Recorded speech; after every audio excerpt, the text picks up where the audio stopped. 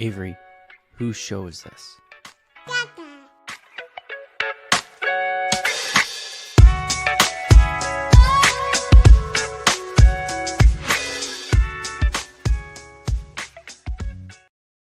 And we're live. Welcome, everybody, here to the Lakers Lounge Podcast. I'm Anthony Irwin, Senior Lakers Insider for Clutch Points. And today on the show, I'm joined by Raj, who is on rewatch number 6.5. I'd put it around 6.5. You watched that same game more than 6 times. Well, so how I've been doing it is like, yesterday or whenever it was, I was writing about the offense for Silver Screen and Roll and the defense, excuse me. So I just watched the defense only, for which is actually more miserable because you get none of the actually good stuff because I'm just watching them score on us. And then after that, I watched the offense only. Then I watched like a player. I kind of dive into a singular player, but yeah, that's the good thing about having these 2 days in between. You can kind of dive in, and it's very cathartic to be able to go back and watch it, and you lose the emotion of it. You know, I think it's the opposite. I'll rewatch it. I'll give it like 1 or 2 rewatches. Okay. And then I want to forget that the game ever happened. You know, okay. I want to forget that I'll never get that time back in my life or whatever. That was time better spent bouncing my children on my knees or whatever. But yeah, I'm the opposite. The sooner I can forget a loss, the better. Wins, I have a little bit more fun diving back into. Sure. Yeah, that one was not fun to go back and watch. But again, the 4th or 5th time, you kind of lose the emotion of it. And I'm actually a little bit more optimistic after rewatching it, which I'm excited to get into. But yeah, tough one. And it looked like the team didn't throw it away. So hopefully they went and rewatched it as many times as I did. And we'll see if that shows up tomorrow. I just realized that I didn't update the thing on the side of the screen over there today on the show.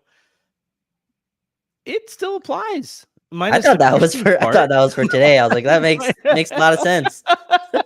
I just realized, that's interesting. It's a good thing it's not somebody else's name there. Right. Yeah. I'll maybe update it over the course of the show. But yeah, this one is a particularly tough one to rewatch, and actually I think this is a good entry point for the discussion on the show.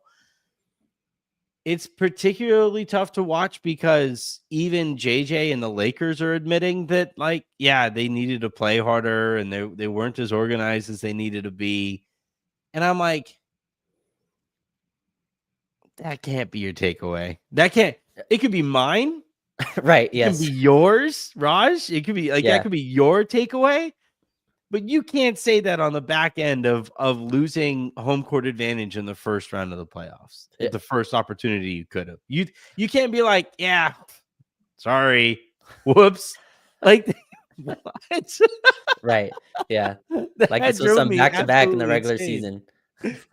Yeah. No. I'm with you. I don't know about you, Anthony. I don't buy that, I guess. Because they kept trying to get JJ to admit some schematic mistake or some adjustment that they want to make, and he's refusing to do it, which I think is the correct move. I think it is correct to just go out and say, yeah, we need to play harder with more energy and be more tough, right? Those are very generalities that you can kind of put onto any game. So I don't really buy that. I think he has adjustments lined up.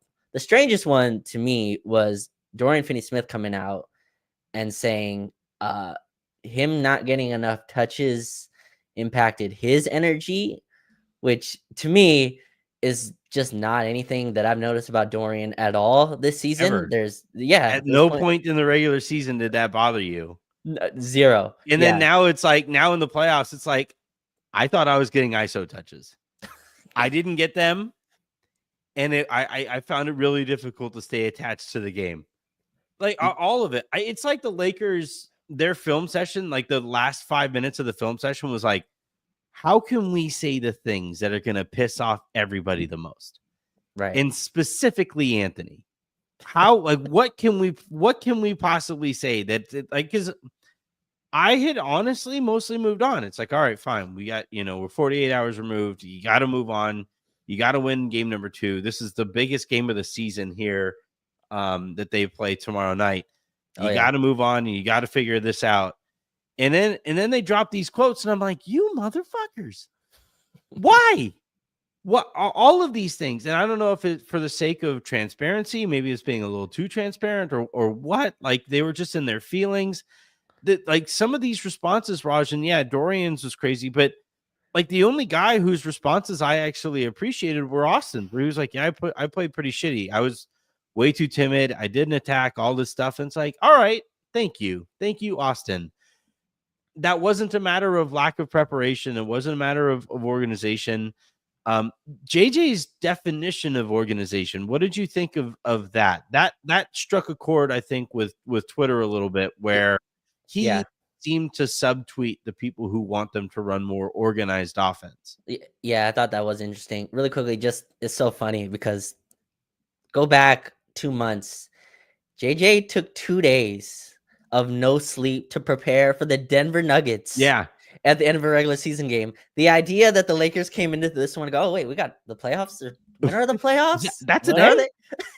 The game's at 7? Oh, shoot. All right. Let's just like, I don't buy that at all. Some of the energy, like there's a difference, between focus and energy, right? You can have all the energy in the world and still lack some focus. So I can buy that in an excuse. But yeah, very strange in terms of the quotes that were coming out. Yeah, the organized stuff has been kind of this, buzzword throughout the season, right? It just every time the offense kind of loses some of its organization, as JJ said, and people go, oh wait, should you be running more stuff? And this is one of the concerns I brought up. I remember we had a show earlier, Anthony, and we were talking about, okay, well, the offense is going to be easy, right? You have Luka Doncic, you have LeBron James, you have Austin Reaves.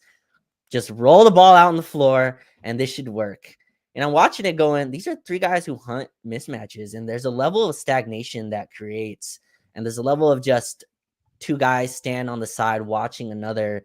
And I credit Minnesota a lot for this because they held Luka to 1 assist, which has to be his career low because I don't think he has a game without an assist. I got to go back and kind of look at the history logs. But they had a stat that came out. This is his first game with 1 assist in however long. This is his first ever playoff game with only 1 assist. But think about that. 1 assist for Luka Doncic, which that's extremely impressive. Even if you gave up 37 to him, that kind of shows the way they were kind of able to control. And I think what JJ means, I guess, by organization is everybody on the same page, not just from a play set, but in terms of a pace level, right? There's a lot of plays where Luka's bringing the ball up, and Austin and LeBron maybe are still 3 feet behind. It's like Luka's ready to start whatever they want to run, but those 2 guys haven't caught up, or somebody doesn't get back, on offense transitioning from the defensive end, and that loses your pace as well. And another thing JJ mentioned was early offense getting into transition. And Anthony, I think that's so important. We're gonna get into like the rewatch stuff that stuck out. We can't live in the half court against Minnesota. They're too good. They're top 6 in defense. They play a style where they're just super long and physical at every position, and they have great guys who chase around screens. Like that's something tough to go against in a half court against a set defense every single time. But I think that's what JJ means. I do think there's plays that JJ would like to run, but again, when you have Luka and LeBron, and Austin, you kind of have to trust those guys to be able to, freelance, not just freelance, but run their own stuff and kind of decide what mismatches they want to hunt. I thought we got a little bit in trouble of having LeBron trying to go at Naz Reid and Rudy Gobert in straight line drives. I think that's exactly what Minnesota wants.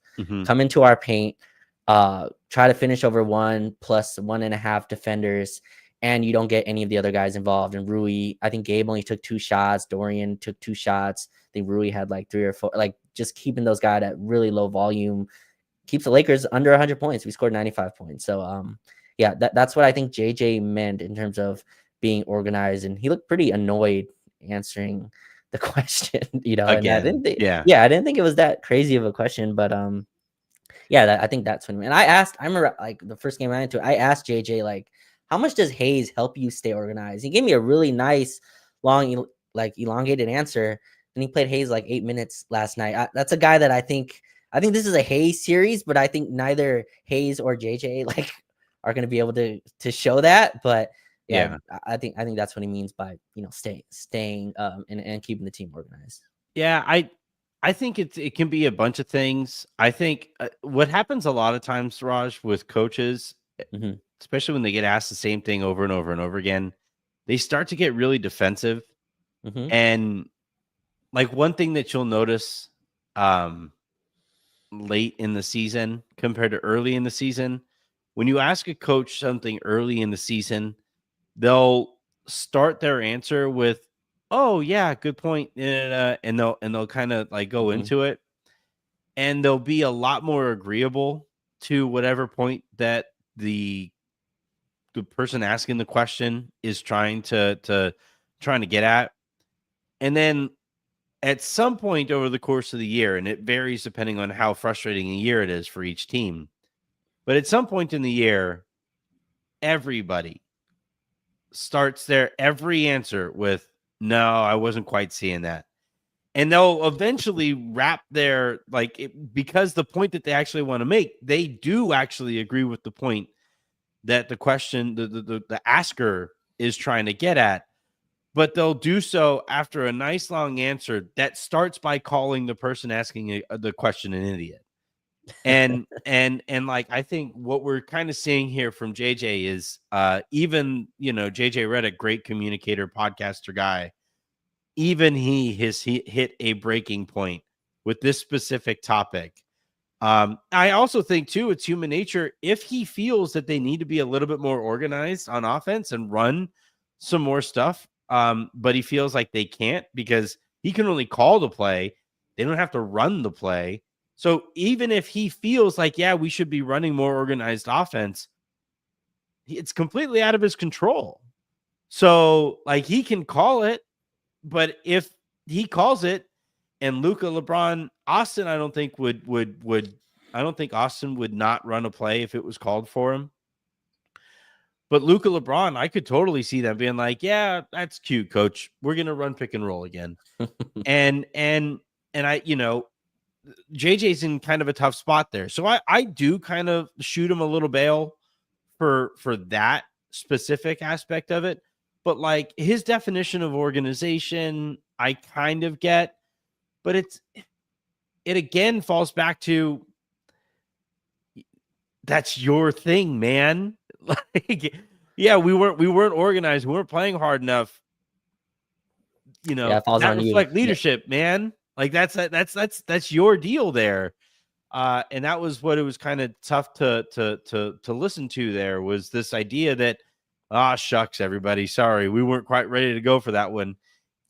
Okay, fine, but what the fuck? Like, how do we avoid that happening again? And I do think sometimes the Lakers, like, that's how you arrive in a season, having lost a couple times to San Antonio or whatever it was, or losing twice to Chicago. The Lakers as a group are very flippant.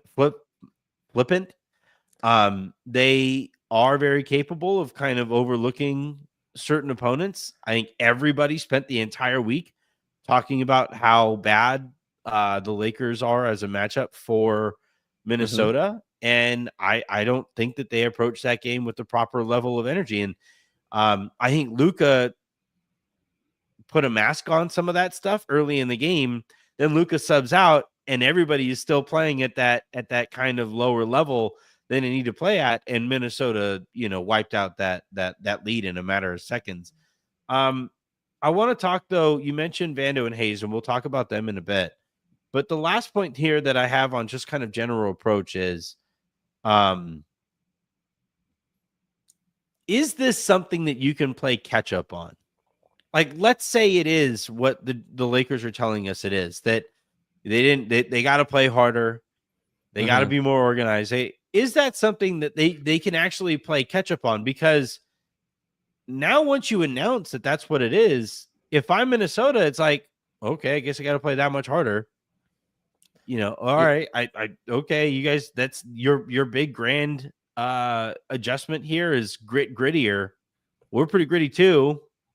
Is that like, yeah, I guess if we're to take them at face value, and I understand maybe not wanting to, but if we are to take them at face value, is that even something that you can do in a playoff series? Just play harder. Well, I think there's a level of desperation that you're going to see in game 2. Like, you cannot lose your first 2 home games. And I think, as I like to do, glass half full take. I think this is the point of having home court. Obviously, people think of having home court as having that first game at home, but having that second game at home is big as well. Because even for the road team, going down 2-0, just the percentages in the NBA history of you coming back from that are low. Obviously, 3-0 has never been done before, but even 2-0, you have to win 4 of the next 5. I don't think people think of it that way, but it's very difficult. And it's nice having another home game to refine that energy, right? If you were in Minnesota, Anthony, and we got blown out like that by 20, how would you feel going into game 2? Probably worse, right? Lakers are been a really bad road team. They've been one of the best home teams all year. So I think that can also give you a boost. But yeah, there's just a desperation, and it's why home teams, when they lose that game 1, usually do come out and hit first. Now, Minnesota is more than capable. They did this last year in the second round. They went into Denver and won both games in Denver, which is just super impressive from a team that's been slaughtered by Denver the last few years. For Minnesota to go and do that, like that, this is what this team is capable of. Obviously, a little bit different without Karl-Anthony Towns, but take out Towns, and I was thinking about this rewatching the game, removing Towns and putting Randall with a jump shot and Dante DiVincenzo, a little deeper team, honestly, when you're like watching them in full. Obviously, you're betting on, and this is the point I want to ask you later, but you're betting on, I guess, Randall's jump shot going back down. And I blame you and Harrison a little bit about this because you guys went really deep into how Julius Randle might be the worst playoff player to ever exist. Statistically, he's the worst. It's not might be. Yes. Okay. Yes. But you guys laughed at his performances, and he came in and was awesome. Shot like Kevin Durant. I think he hit 4 or 5, whatever, from downtown. 4 or 6. Yeah. We didn't even list them, Raj. We were talking about most important or best players, and we didn't even list Julius Randle. And it was a matter of like, we forgot Julius Randle was there. I just didn't get to him. He just wasn't mentioned. Right. Yes. Whoops.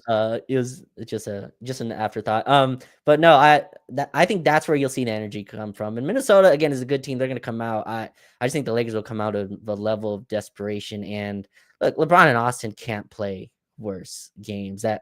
That's in running for one of Austin's worst games just since he's ascended to this level. And LeBron, I thought, really tried to find his way offensively through that game in a way that was kind of passive a little bit, especially in the first half, before he picked it up to end the second quarter.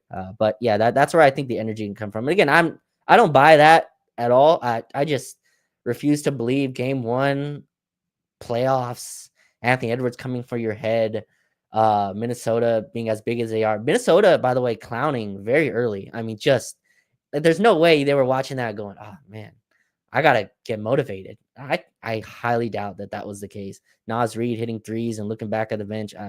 Julius Randle getting technicals with Vanderbilt getting technicals with Julius Randle. I just think that was a game where they got.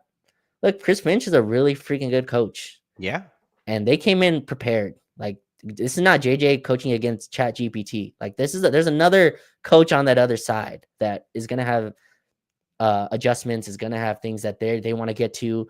I thought we tried to play the pretty similar defense on Anthony Edwards as we did in the end of February, and that got smoked to hell. And we'll see what our kind of defense is on him tomorrow. I think they're going to have to ward off some of the double teams. But yeah, that's a good team over there. So if they think they can go in tomorrow and just play harder, oh boy, they're going to get punched. They're going to get punched in the face again. Well, like part of it too, you've made this point in the past, and it's a good one as far as what an approach can do to the rest of your game plan. And I think the Lakers, it's not that they always look their worst when they give up switches really easy. I'm saying when the Lakers look their worst, it often has a correlation to them giving up a bunch of switches early or going zone and stuff like that. Because it's an inherently passive way to play defense. You get screened. I'm not moving anymore. You bump into somebody. Oh, we got to switch here. You got over there. And then on top of it, not only do you have that passive impact that it's going to have on the rest of your game, but it also minimizes the impact that somebody like Jared Vanderbilt is going to have. Mm-hmm. Where for Minnesota, if I'm Minnesota, if I'm Chris Finch, and I'm like, shit, of all of their options, I would really rather not see Jared Vanderbilt on Anthony Edwards. And then for the Lakers to be like, oh, my bad. Here's Luka. Here's Austin. It's just such a weird thing to me that the like that's what the Lakers thought that they could kind of get away with here. And I think, you know, I wrote this today for Clutch Points, and essentially it's like, because of how little organized offense they ran, I thought they turned Austin into the worst version of himself on one end. And then on the other end, they're giving up all of these switches, which now makes Austin the worst version of himself defensively too. So now you get like the worst version of Austin. And on top of that, I thought he played timid. And then the same, while being the inverse, the same can be said about Jared Vanderbilt, where if you have Jared Vanderbilt in the game, for one thing, him playing any minutes whatsoever when Anthony Edwards wasn't out there was super weird. But then, but then on top of it, in those minutes when he was out there and Anthony Edwards was out there, and you're not having him fight through everything to make sure that every single moment that he's on the court, he's not pissing that guy off. And then you know he's going to be bad on the offensive side. So you made Jared Vanderbilt the worst version of himself too. And then on top of that, you have Jackson Hayes, who only plays 8 minutes. He's not going to get into a rhythm in the game. So you made him worse too. So schematically, the Lakers made themselves a worse version of themselves. So like, we want to talk about playing hard and we want to talk about being organized and all this other stuff. It's like, no, man, I actually think the Lakers did a bunch of stuff to themselves to make themselves worse. And on top of it, Minnesota was like, oh yeah, thank you.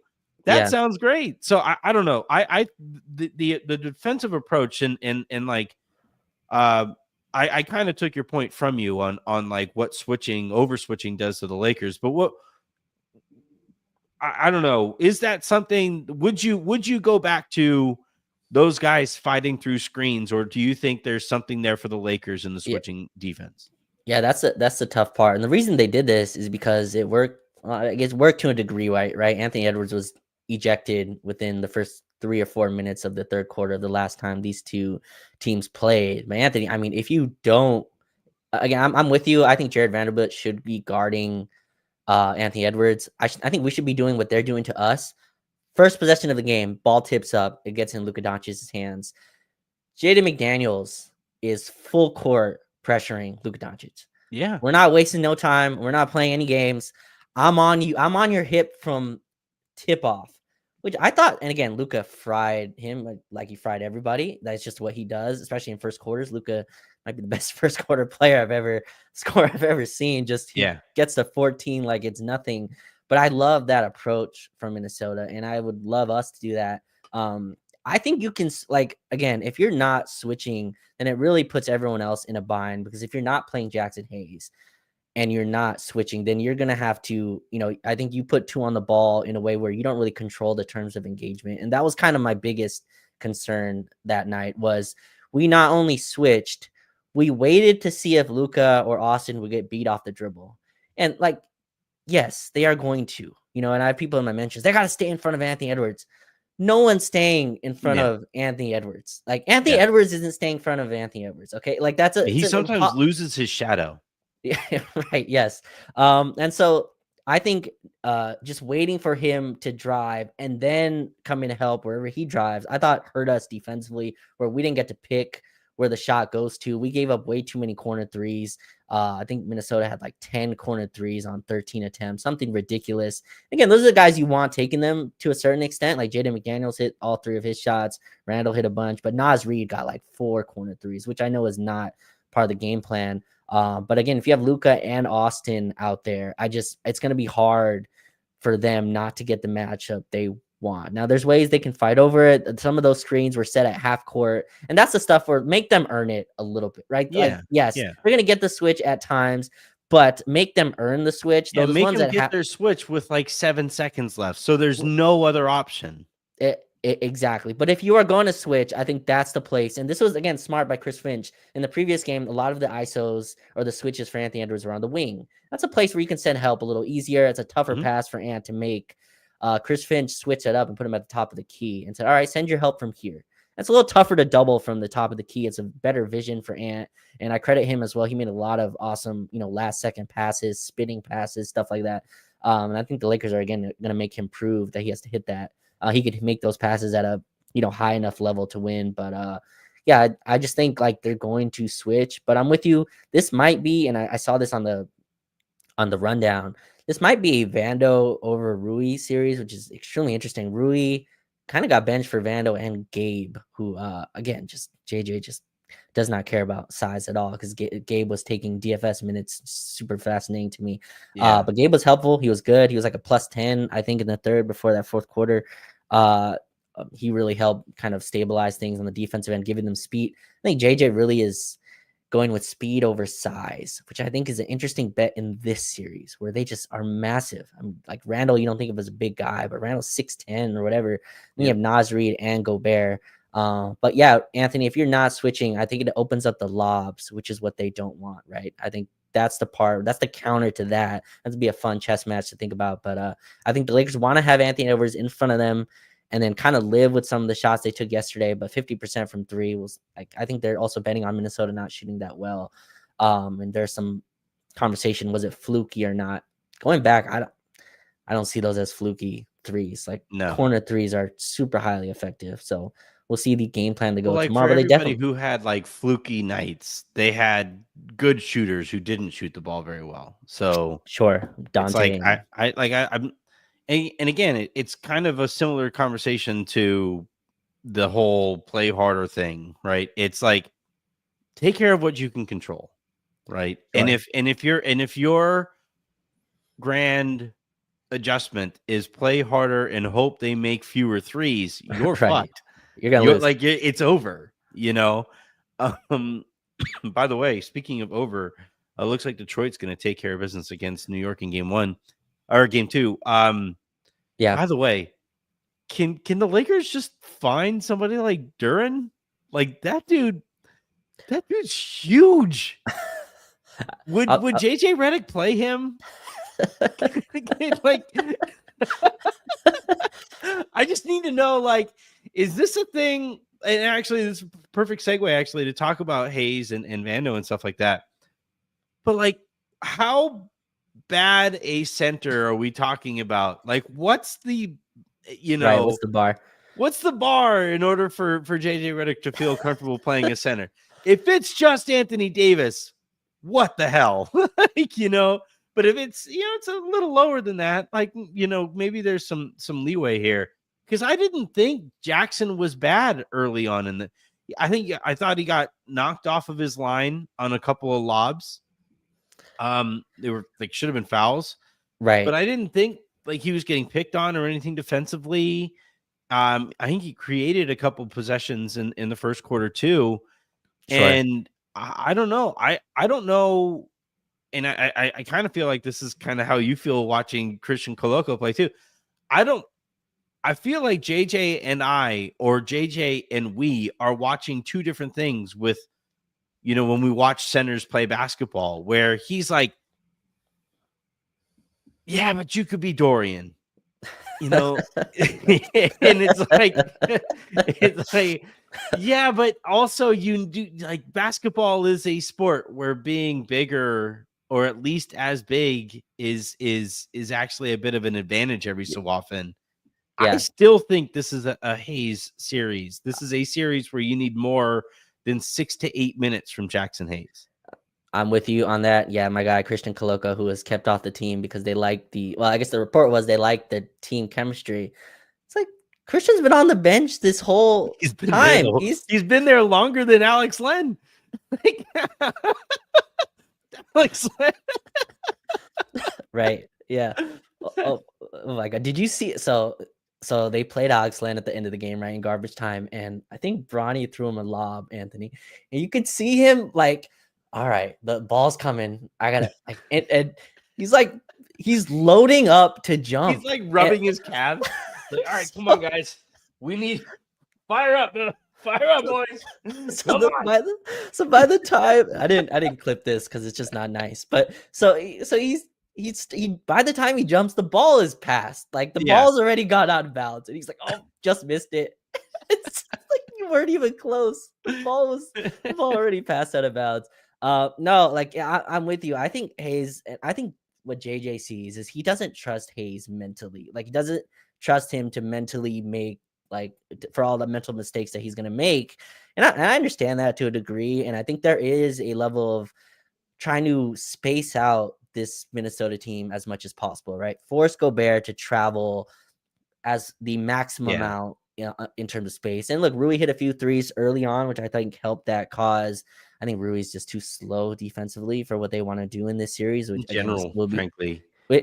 Sure. His shot's really slow. His decision making is slow. He's not very agile on defense. I'm glad you mentioned that. The shot being slow, like again, he should get open looks, but Minnesota to me is very OKC like. The way they're able to dig in and recover, him shot being that slow is a problem. Like an open shot that looks open, and there was a conversation of I think Keith Smith put out like how many shots were open in terms of we gave it to Minnesota. What looks like an open shot for Rui actually isn't because of the way they're able to recover. But yeah, I think Hayes and basketball, what I love about basketball, it's a flow sport to where it's not like baseball or those others where offense is so separate from the defense. To me, your offense a lot of times catalyzes the defense, and vice versa. And in those units, especially without Luka, because I think I trust Luka to get his offense in this series in a way where I think it's tougher for LeBron and Austin. We can discuss why, but I think in those non-Luka minutes, giving Jared Vanderbilt and Jordan Goodwin to LeBron and Austin is just like putting handcuffs on or tying one of their guys' hands behind their back and going, go score. Like that's tough against this Minnesota defense. And I think Hayes just gives some conventional basketball to those units where we have a screener that rolls, right? Every time you pick him, like, yes, they can pick and pop. I think LeBron can pick and pop, but he went 1 for 5 from 3 yesterday. I don't know how his confidence with his jumper. Austin's going to have to hit pull-up jump shots to score in the series, and I think he will going into game 2. But yeah, I think Hayes as a lob threat is just so important. It forces Gobert to at least respect the rim. And I forgot I think Trevor Lane tweeted out that Vando shooting 37% on layups, which like might be better for him just not shooting layups. But yeah, like not to give Vando any like bail here, but they are like contested. Like so, Vando. What I mean by that is Vando's not good. These aren't like layups in transition that he's blowing, right? Like he'll pump fake and like he gets maybe the worst bounce I've ever seen at the rim. Where like it just never goes in. It'll touch every part of the rim and come out. It's just so weird. He has the worst touch maybe of any forward I've seen. I don't think he understands English on a basketball. Like, oh, I see. That's a way. I was about to be putting that one meme with the glasses in the truck. Like, and ain't nobody understand the words that are coming out your mouth. But no, like he doesn't speak basketball. Yeah, it's like a Rosetta Stone for hoops. But like because English, right? For those who haven't played basketball, is literally the spin that you put on a ball as you were laying it up, right? So if I'm shooting a reverse layup. And I'm using my right hand on the left side of the basket. You flick your wrist this way so that you can get that ball bouncing off of the basket or off the backboard into the hoop. And it same thing with left-handed layups on the other side of it, right? You want to flick your wrist so you get that same. But you don't want to do that if you're shooting, like if I'm shooting a right-handed layup on the right side of the basket and I flick my wrist that way, the ball's going to shoot off in the other direction. And I really think sometimes that like I watched his like the way he tries to, because essentially what you want to do is hand the ball to the basket, right? You want to just like you literally just like. I love how this is like layups 101 for Jared. Yeah, well, but year 7 watching. But like you want to hand the ball to the basket, and it shouldn't be this very complicated thing. But I'll watch him lay up the ball, and he'll do this like weird finger roll thing that adds extra spin onto the rim. And I'm like, no, just drop the ball. just let it go, Right. like it's the weirdest. And actually it's kind of funny because my kids have a little tiny little basket, right? And actually the hardest shot on this tiny little basket is a layup off of the backboard, because for most of us, we aren't used to being so high above the rim. So it's actually like it's this really weird thing that you're trying to do. And so it's just easier to dunk it. And that's why sometimes I find myself screaming, and I'm sure everybody finds myself screaming at Vanderbilt, just dunk the ball. Yeah. Dunk it. Don't, because the longer that he tries to do this like extra spin roll, that's how you arrive at 37% at the rim. Jared Vanderbilt, just hand the ball to the rim. It shouldn't be as complicated as I watch it with him. It's truly an astonishing experience watching this guy. He just starts dribbling to the basket, and I'm like, no idea how this. Well, I know how it's going to go, but I want to know like how it's going to fail. Like I know he's going to miss. I can't wait to find out how. He's the first player where like his layup's not going in by the way he shoots it. Like I've never felt that about Blair. It's like, okay, like he's at the basket, like he'll go up. It's like, oh, that is rimming out for sure. What are you doing? Like I'm telling you guys, the first time you notice this, it's like, so I saw a TikTok the other day. It said like the front of Teslas look like Voldemort. And now I can't see anything else. Now that I see, like when I see Teslas out there, I think, yep, that's he who shall not be named. And I'm telling you, when you guys watch Jared Vanderbilt shoot his layups, especially with his left hand, with his right hand, I think he actually tries to keep it a little bit more simple.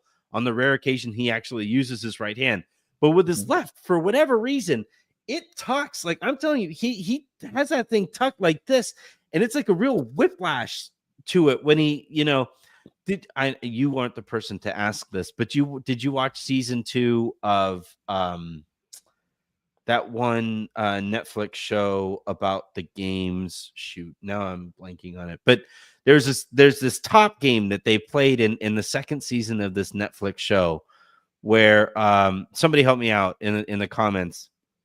But there's this top game that essentially you have it wrapped up crazy tight here, and then you flick your wrist and the top is on the string, and the string, you pull the string back real hard, and then it spins this top, and that's how you get this thing spinning. And that was like the whole point of one of these Squid Game. Thank you, Inside Out. No, didn't watch Squid Game. But I'm telling, watch, yeah, George, it's Squid Game, and watch Jared Vanderbilt shoot his left-handed layups, and it's literally wrapped up. The ball is wrapped up the same way that the characters from Squid Game were trying to wrap up whatever game that it was that they were playing to be able to get the thing to release, and then it goes. And that's the same event. Like when the ball hits the rim, Jared Vanderbilt's the shot actually spins like a top up there. That's why it hits so much of the rim. Yeah. That's a reference I'm gonna have to save for the summer when I go and watch Squid Games season 2. He said, I didn't know there was a season 2. I know there. I know there was not soon. I think. Yeah. Okay. Oh, wow. Okay. Yeah. I saw that there's like a Beast Games or something like that as well. That's kind of a work off of that. No, but what's funny is like this whole conversation like about Jared Vanderbilt, and I think the other side of this that's an issue is he's important in this. Like he is vital in this series to me. We don't really have another guy that we can throw on Anthony Edwards that I think relatively trust to stay in front of him. And he's kind of why he's paid what he is, right? I mentioned this before. He makes double-digit salary and doesn't dribble, doesn't shoot, can't finish at the rim. A lot of it is this other stuff. He's the guy we throw on the Anthony Edwards, the Brandon Ingrams, the guys who would torch us, in previous years. And I think he's vital. Him at the center position is a little concerning, but he also, Anthony, we can't play him next to Jordan Goodwin like that. That's a recipe for disaster offensively. And some interesting stuff coming out today where JJ's talking to Dalton Connect, a couple of whispers in the ear. Yeah, maybe it's was talking to him too. Did you see that? Who? Pelinka was talking. Oh, Pelinka. Oh, yeah. Yeah, Well, he got talked to by both JJ and Pelinka. I think we're getting some Dalton. Oh yeah, we're getting some Dalton game 2 stuff coming out soon. Don't listen to Mark Williams on Twitter. Like don't even look at his Q&A going on over there. But no, I think Vando is super important. Vando and Gabe taking like Rui and DFS kind of minutes is so interesting in that second half. See if they'll go and like do that again going into game 2. But yeah, I think Hayes is important. Anthony, I think we're so far past that being an option. I just don't think JJ trusts that. And he's gonna go down swinging with the guys that he believes in. And I just don't think that involves Dorian. Yeah. At that point, if you're so, and I'm not saying you are feeling this way, but like if JJ is so against Jackson in this case, and if you're gonna go swinging with your guys or whatever, then start the game that way. That way the minutes that Jackson comes out there and plays are lower leverage.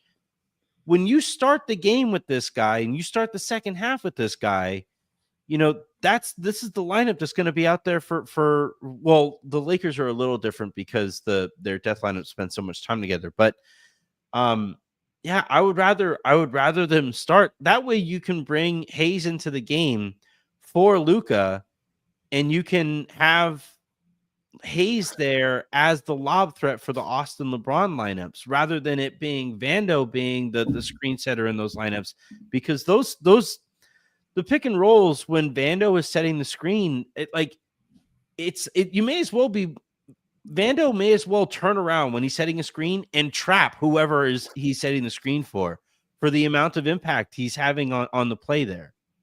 Yeah, no, I'm with you, and like I think they're going to continue with their defensive strategy that they've been, which is they're going to switch on Luka and then force LeBron and Austin to kind of take pull-up jump shots and really try to bait them into it. But I think there's no getting around. I think in this series, and we're going to see it, there's a physical toll that this series takes, and I think it's why Anthony Dorian won't start. I was rewatching the second quarter, and after just wrestling with Gobert for the whole first, Jaden McDaniels just decides I'm going to crash hard every time. Yeah. And the cumulative effect of that after dealing with these huge dudes every single time. Anthony Edwards is another guy, super athlete.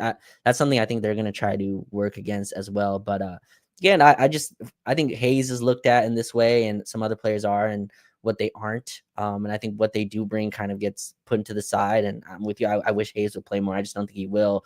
But Vando's minutes have to be, I think he's important in the series, and they have to be very much careful who he plays with. It's just these offensive droughts that they go on.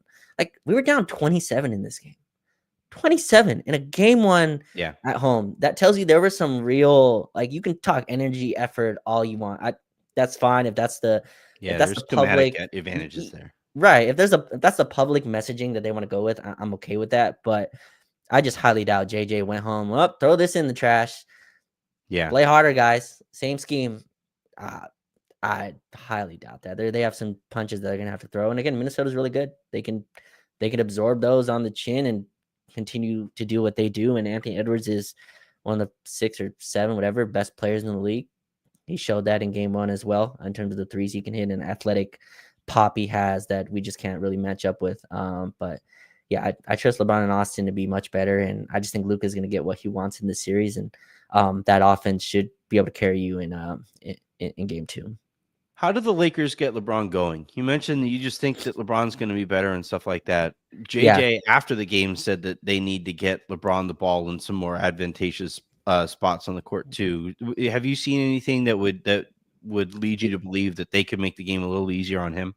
Yeah, I think LeBron, he really tried to attack their bigs, and to me, that's the wrong approach in this series. Now, he can do that. He can ISO. So the numbers point out that Gobert is actually one of the best switch defenders against LeBron, actually in the last like 5 or 6 years or whatever it is. And Naz Reid is another guy, again, not a great defender, but a guy that can kind of move his feet, is agile, right? I just think like having LeBron switch again, attacking those two against switches is kind of what Minnesota wants. Where I'd like to go to, and where this was a big part of your preview and a lot of people's preview, Mike Conley was chilling this whole time. Yeah, absolutely not put in no actions. And I don't know if we spoke about this, but like Luka likes to hunt the opposite big man. That's just kind of his way. And look, he did that super effectively. 37 points is 37 points. I'm not going to kill the guy. It's not his fault. His teammates didn't get involved. I see some of that as well. That's on the other team to get involved. But I'd like to see LeBron, Hunt, Conley, DiVincenzo. Those are the guys through the post. And we saw a little bit in the second half. I thought that's where he got going. He got some fadeaway jump shots in. Even McDaniels, those guys, like those are guys I'd like to see LeBron back down, get to his fadeaway, get to the rim, get to the line, ways to get him going rather than going against these big men where Minnesota can really like zone up against you and kind of force you to take, step back jump shots or contested shots to the rim. That's what that's what Minnesota's great at. They make you think you can come attack Gobert, and then then he defends at the rim. He blocked Jackson at the rim. He defended Vando at the rim, which again, I don't know how much props Vando that, but yeah, he shut off a lot of stuff at the basket because they kind of bait you into that. Oh yeah, the rim's open, come attack, and then Gobert comes, and Gobert has one of the best kind of rim defenses. As much as people joke about him, he gets a lot of the benefit of the doubt as well. Like this, he's earned that with the amount of defensive player of the years he's won. So that's where I think LeBron can get going, and even Austin too. They're going to drop back and trust that they can contest both of those guys in terms of being jump shooters. And we'll see how that goes in game 2. But yeah, LeBron in the post, to me, is a way to just get him going a little bit more, and again, can work around the other two as well. Yeah, the LeBron thing. I also think the Lakers need to get out in transition more than they did, and I think he's the nail at the end of that. He's the one who finishes on transition. He's the Lakers' best transition weapon. And when the Lakers take that out of their equation, that really impacts his ability to impact the game. And then the other thing too is defensively, he spent a lot of I think he almost took the free safety center fielder approach a little too far, where it was a lot more communicating and it wasn't as much moving on defense. And I think he needs to be, if he isn't going to have as active a role offensively, then actually use all of that stored up energy on defense. And I thought he was pretty passive defensively too. Yeah, but just on the transition, Anthony, a team with LeBron James and Luka Doncic scored 6 points in the fast break. 6 points with the passing combination of those two. That to me is, again, I credit Minnesota as well, because they really, for them really well all year. Yeah, for them to get the amount of offensive rebounds they got while getting back in transition, like that combination there is super impressive. Now, a lot of that also was, I thought, Lakers kind of stabbing themselves or shooting themselves in the foot. But yeah, they got to get more in transition. 25-6 shooting. They did a little bit of both. Yeah, right. But 25-6 in terms of the transition discrepancy, like you're gonna lose against Minnesota with that. And yeah, just getting LeBron some, I guess, easier looks would help there. And on the defensive end, look, LeBron has a huge defensive ass in this series. Nothing going around that.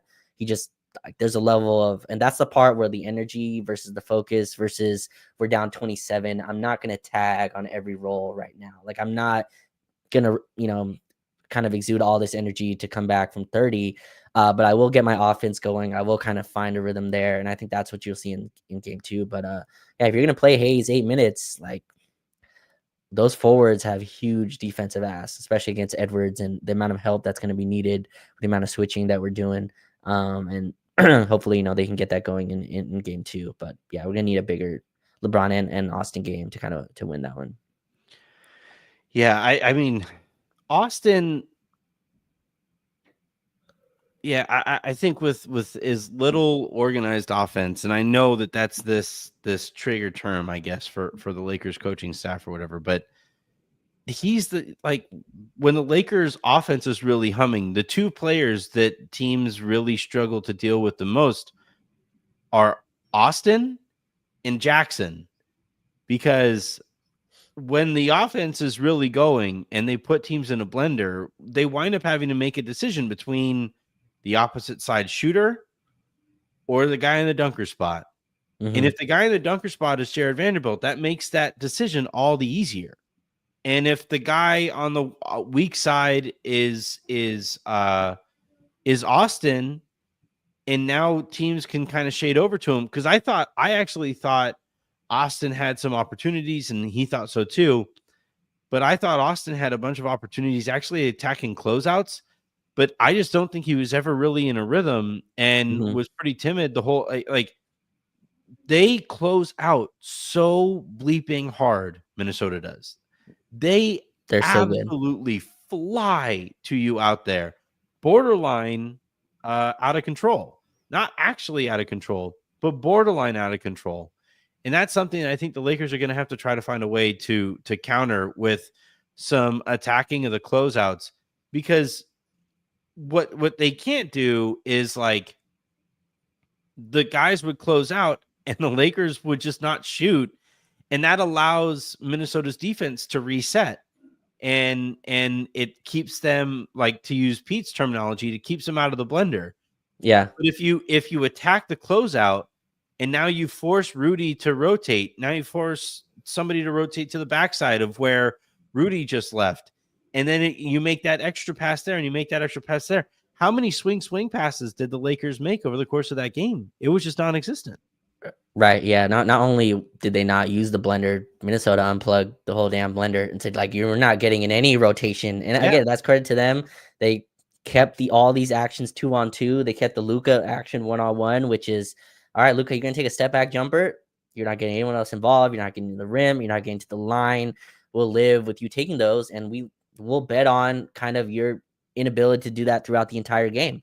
And I think that's a pretty clear bet, right? I mean, the Chicago game had a similar kind of script to it as well, where I think Luka had 30 in the first half, and look, hitting those step back threes, that's taxing. That's a tough thing to do consistently, and just on your closeout points. Yeah, I'm not comparing Rudy Gobert to Anthony Davis, but it's just when you have someone at the rim at all times, you're allowed to be a little bit more physical. You're allowed to run out a little bit more and take away the 3-point line.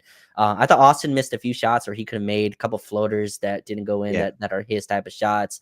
But yeah, if they're going to drop back, it was a really mental game, I thought, for Austin. He just never looked comfortable out there. Right. Yeah. And I trust him to get that going. And again, if they're going to be in drop back coverage, like I think Austin and Luka for sure, but Austin has to be able to punish that. And he's been this whole season. He's a guy that's been taking 8 to 9 threes. I think that's a place you got to hunt that. And to beat Gobert, it's not really attacking him directly. You don't go at him. You don't really hunt him specifically. You force Gobert to switch out on the perimeter, and then you run your stuff other places where there's no longer rim, like protection at the rim. And I thought the Lakers just, again, that's part of staying organized. There's a lot of just, all right, your turn to score on this matchup, your turn to score on this matchup. I expect, a lot more detailed kind of engagement in the game plan in game 2. Yep. All right. We have a couple of super comments here, so we'll go ahead and get to those and first play this. I was so pissed, Raj. I thought that game started and I was going to be able to play the not Jigglypuff, but the this guy. I was like, hell yeah. That's not Jiggly. Oh, no, that's Kirby. Kirby, yeah. Yes. Oh, look at you. Oh, the turns have tabled. Let's go ahead and get to these super comments here. And the first one comes in from JK Productions, who wrote, without Hayes, the Lakers lose unless Rui matches McDaniel's physicality. And JJ isn't using Hayes. I just don't see it. Take me off the ledge, or talk me off the ledge, Anthony. They can win this series without Hayes. They can't win this series if they don't have Hayes, and Ruiz looks like he played on Saturday. Yeah. That can't be the Rui Hachimura that you get, because if it's already not a very deep team, and that's a quarter of your rotation that you now have to hopefully not supplement, but replace, whether that comes from Jordan Goodwin, whether that comes from Dalton Connect. Like, you run out of bodies there at that point. I saw somebody after the game, I think George was asking, hey, can we trim down our rotation? It's like, not much further. Like, yeah, there's not very many options that you can viably go to. It's funny because like when you look at a matchup just on paper, I thought Rui and Randall would be a nice kind of matchup, especially since Rui did a nice job on Towns. Randall's a direct substitution for Towns for this team. But they attack, and again without Anthony Davis, obviously that changes a lot of the calculation. He looked like the game was going one speed, and he was, on YouTube, you can go like 0.65 or whatever, 0.75.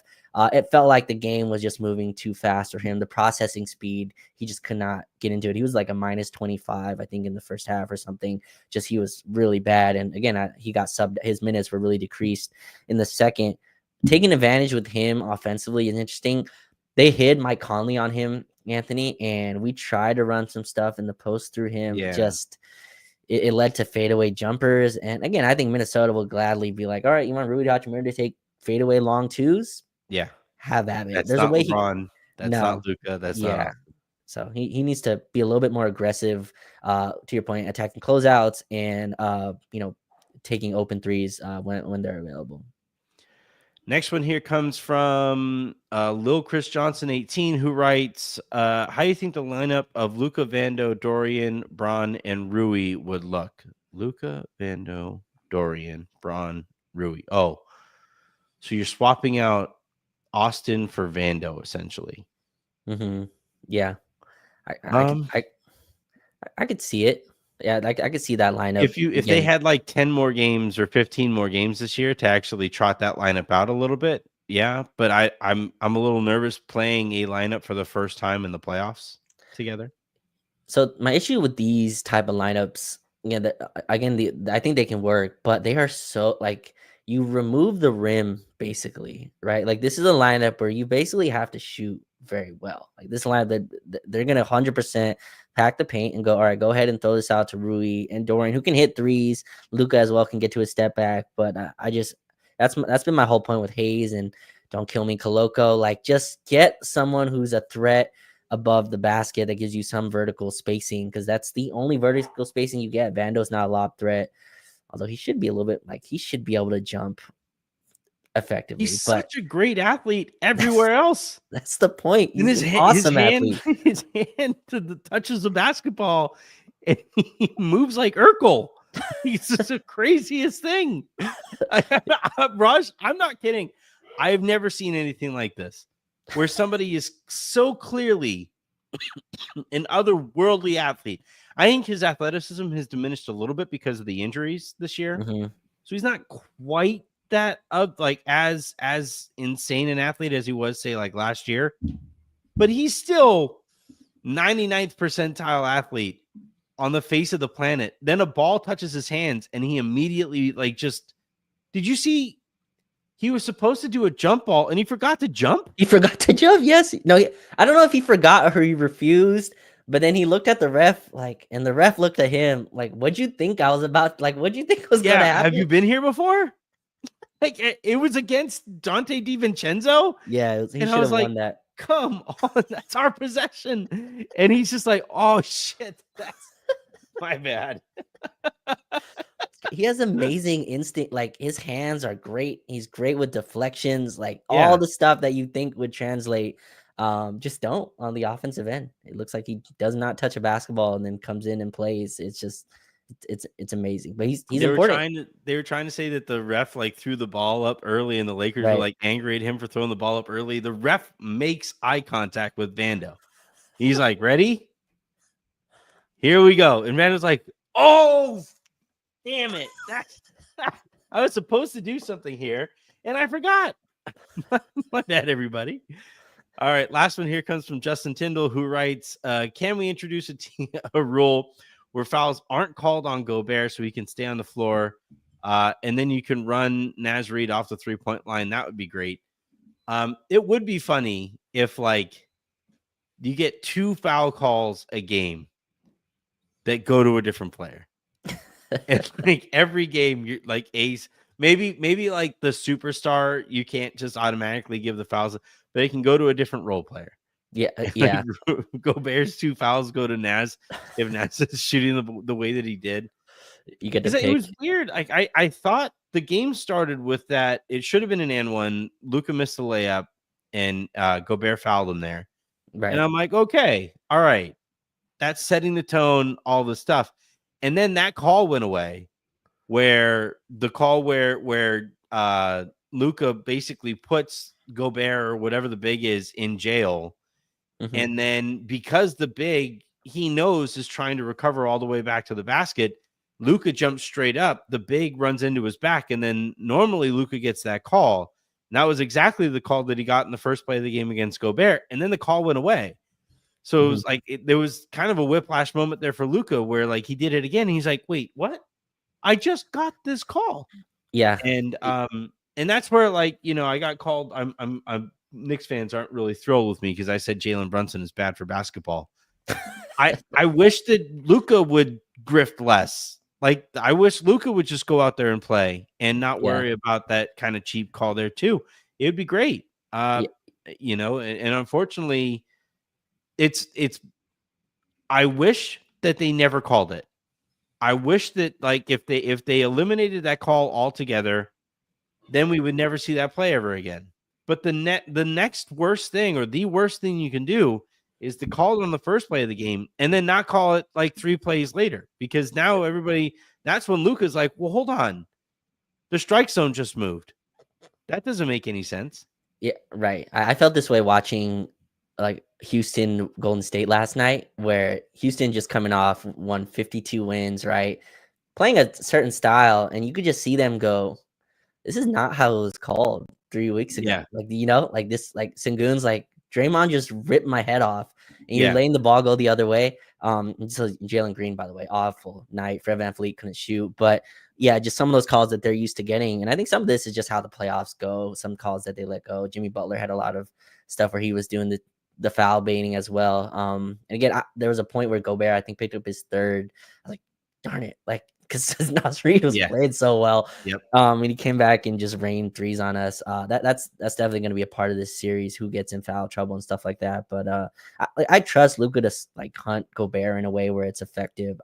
It's all the other plays where Gobert is so impactful that concerns me. But that some of those fouls you're just not going to get. LeBron is obviously, I think, watching him so far, he's just not getting calls like we probably think he should, and that's a part they're gonna have to go.